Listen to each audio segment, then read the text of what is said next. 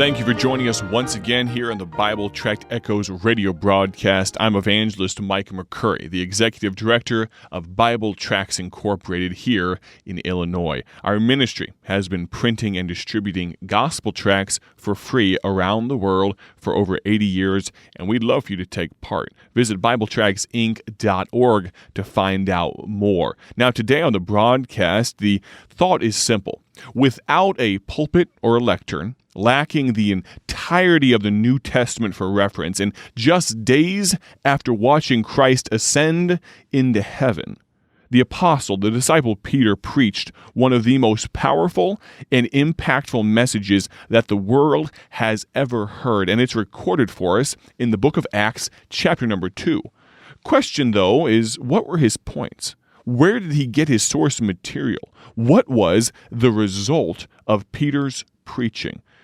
The broadcast today will answer these questions and much more. I'm excited for you to be a part today. We gave a short introduction in yesterday's broadcast, and in that program, we talked about the importance of a real and biblical understanding of the gift, the miracle of tongues. And if you'd like to know more about that, we won't rehash everything we talked about now, but you can find archived versions of this broadcast on the Bible Tract Echoes podcast. Just search for that anywhere you like to listen to podcasts: Apple, Google, Spotify, Stitcher, TuneIn, you name it, you can probably find it there. Just search for Bible Tract Echoes. Now, we won't rehash everything we talked about yesterday, but I would like you to turn to the book of Acts and chapter number 2. We're going to pick up right where Peter did. Before we do that, though, I'll draw your attention to Acts chapter number 2 and verse number 17. And it shall come to pass in the last days, saith God, I will pour out my spirit upon all flesh, and your sons and your daughters shall prophesy, and your young men shall see visions. Peter is, of course, referencing the prophet Joel from the Old Testament, but where I'd like to use that as a springboard is into a gospel tract that we call 7 Questions Boys and Girls Ask. Now, this gospel tract was not written by me. It was written by our founder, evangelist Paul Levine, many years ago. And literally thousands upon tens of thousands of young people have read this specific gospel tract that has been recently redesigned, modernized just a little bit. 7 questions that boys and girls ask. Of course, Peter references the prophet Joel here and talks about young men doing amazing things, young ladies doing just phenomenal works for the cause of Christ.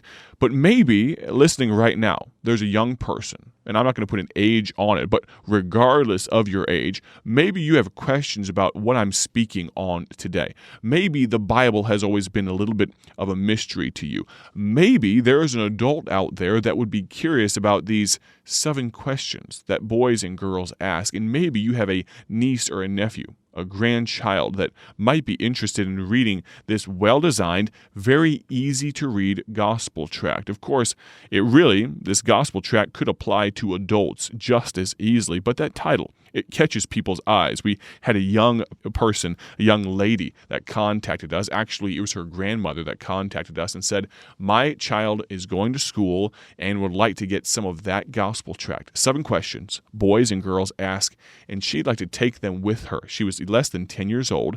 She'd like to take them with her to her school to give to her friends. Now, I congratulate, and I am so excited for a young person that has that kind of heart for the gospel, especially at that young of an age. I envy that because we all need to have that attitude, that desire to see people come to know Jesus Christ. And this gospel tract would be a great way to go about it. You can visit BibleTractsInc.org today and order yours for free. Of course, you can get one of our sample packets if you've never done so before.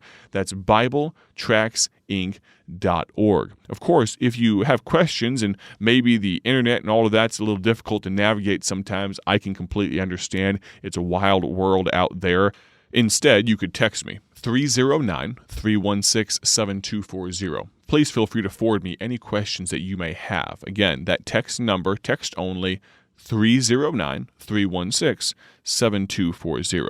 Now, let's turn to Acts chapter number 2. We just read one verse there, but let's jump back to verse number 14 of Acts chapter 2. And verse number 14, we're going to look at how Peter answers the derision that is leveled against them. And while we do that, we're going to look at some of the context here and give a short introduction. Acts 2:14, "But Peter, standing up with the 11, lifted up his voice and said unto them, Ye men of Judea, and all ye that dwell at Jerusalem, be this known unto you, and hearken to my words." He calls everyone's attention singularly to this moment. Now, very quickly, let's look at the context and give a short introduction to the book of Acts and the human penman behind the book of Acts. It'll help give a little bit more of a solid foundation to this specific account in this gospel message here. Now, of course, we know that the human pen behind the Holy Spirit's usage, the conduit for the Holy Spirit giving us the book of Acts, was the physician named Luke. Now, Luke, little is known about him, but he was possibly a Gentile convert to Christianity. He was likely a contemporary of Paul, the Apostle Paul, and many of the other apostles in the early church.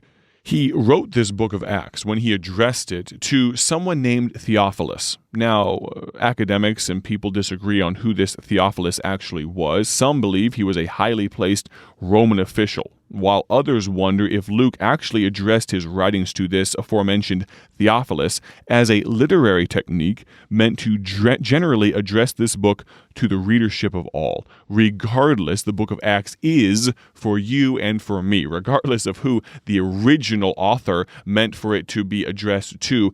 The authority of the Holy Spirit gives it to you and to me. We can agree on that without a doubt. The audience, though, to whom Peter speaks in Acts 2, verse 14 through 40, were Jews from around the world. Peter and about 120 other disciples had very recently been filled with the Spirit for the very first time in Acts 2, verse 2, and the dispersion of the gospel began in earnest. I draw special attention to this because Bible Tracts Incorporated is committed to the dispersion of the gospel. Now, we use gospel tracts, Bible tracts, for that purpose, but friend, the gospel needs to go out because lost and dying people are slipping off into eternity every day, every hour, every minute, and every second. And we have a responsibility to reach them with the living gospel of Jesus Christ.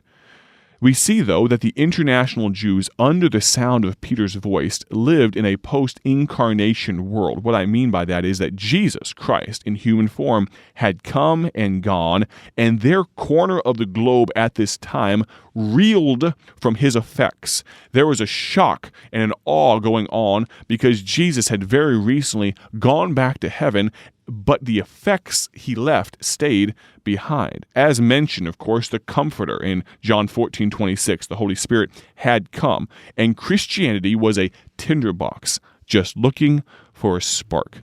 Nothing, not the Roman Empire nor the persecution of the traditional Jewish old guard, would stand in Christianity's way. The context of this particular passage is very interesting. It's set against the backdrop of Pentecost. The Godhead, Jesus Christ, God the Father, the Holy Spirit, could not have chosen a more perfect time for this first gospel declaration.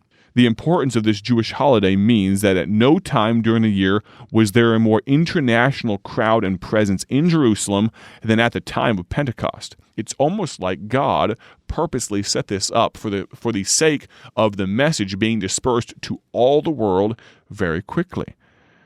Immediately after Peter's message, the reader is introduced to the early church in the later part of Acts chapter 2, and safely one can conclude that the thousands that were saved and baptized integrated very quickly into the body of believers. The spur for the rapid rise of the church was the Holy Spirit's appearance and the God-endued, powerful preaching of Peter. Luke, the author, brought his readership this narrative in a concise and chronological way. He took very seriously his task of ushering the story of Christ and his infant church triumphant into the halls of history. And that brings us to that introduction to our topic, brings us to Acts chapter 2 and verse number 14 that we just read. But Peter, standing up with the 11, lifted up his voice, and said unto them, Ye men of Judea, be this known unto you, and hearken to my words, for these are not drunken. You see, what he's doing here is answering the derision that the Jewish people leveled against these people who were speaking in tongues, meaning they were speaking one time, and the Holy Spirit of God, by a miracle, was allowing it to be heard in multitude of different languages at one time. For these are not drunken, verse 15, as ye suppose, seeing it is but the third hour of the day. Now Peter, though by trade just a fisherman, probably had been taught the seemingly contradictory scriptures, Proverbs 26, 4 and 5. Answer not a fool according to his folly, lest thou also be like unto him. Verse number 5, answer a fool according to his folly, lest he be wise in his own conceit.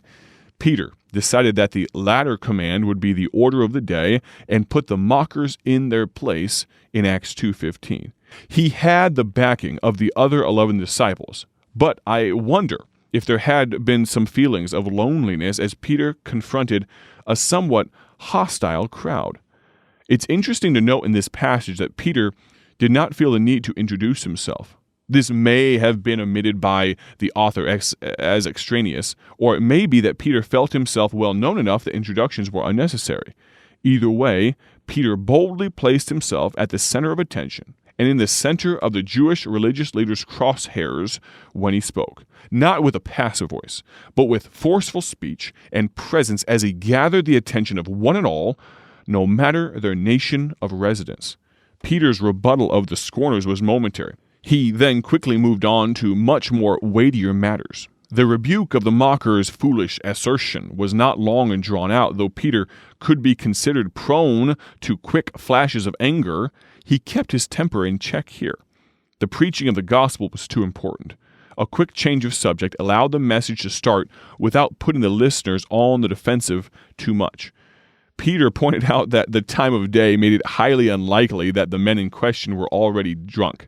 The stand and the speech that Peter made captured all the people's attention, and they gave his sermon their consideration for the next few moments as he preached to them. I'd like to make application here in that the preaching of the gospel is too important to be caught up in the minutia of everyday life. Sometimes we get so worried about fixing the problems of the world that we forget what the real problem is. Every symptom, whether it be a hostile attitude, whether it be a mocking tone, whether it be a sarcastic reception, really is just a symptom of the much deeper issue, the God-sized hole in a man's soul. Please join us for the rest of this week. We're going to continue on and talk about the authentic discourse that Peter provides. Don't go anywhere. God bless.